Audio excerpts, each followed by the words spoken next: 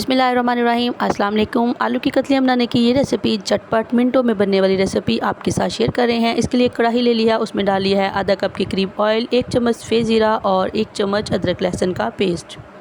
इन दोनों चीज़ों को डाल के अच्छी तरह से तकरीबन 30 सेकंड के लिए पका लेंगे ताकि जो लहसुन है इसकी खुशबू अच्छी तरह से डेवलप हो जाए।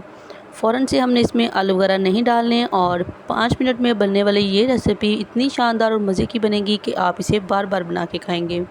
गर्मियों के लिए तो बहुत ही स्पेशल रेसिपी है। ना तो आपको ज़्यादा देर किचन में खड़ा होना पड़ेगा और ना ही बहुत ज़्यादा मिर्च मसालों की ज़रूरत पड़ेगी। तो इस तरह से आलू ले लिए, हाफ़ केजी आलू हैं, इन्हें धो के छील के अच्छी तरह से काट के हमने इस तरह से इसमें डाल देना है। जो भी चीज़ आप सब्ज़ी बनाने लगें सबसे पहले उसे अच्छी तरह से धो लिया करें। तो देखें इस तरह से इसे पकने देंगे और तकरीबन हमारी ये जो रेसिपी है ना 5 से 6 मिनट में बहुत अच्छे से रेडी होगी। और अब हमने एक मीडियम साइज़ का प्याज बारीक चॉप करके इसमें डाल देना है। प्याज हमने उस वक्त डालना है जब ये हमारे जो आलू है ना ये तकरीबन 90% कुक हो जाएं। तो एक टमाटर लिया है, उसका पेस्ट बना के इसमें डाल दिया।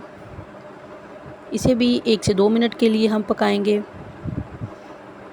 तो ये जो हमारे आलू हैं ना ये तकरीबन गल चुके हैं और अब हम इसमें डाल देंगे आधा चम्मच नमक, 1/3 टेबलस्पून हल्दी पाउडर, आधा चम्मच सुरख मिर्च का पाउडर, आधा चम्मच खुश्क धनिया पाउडर, आधा चम्मच सफ़ेद ज़ीरा पाउडर और थोड़ी सी काली मिर्च।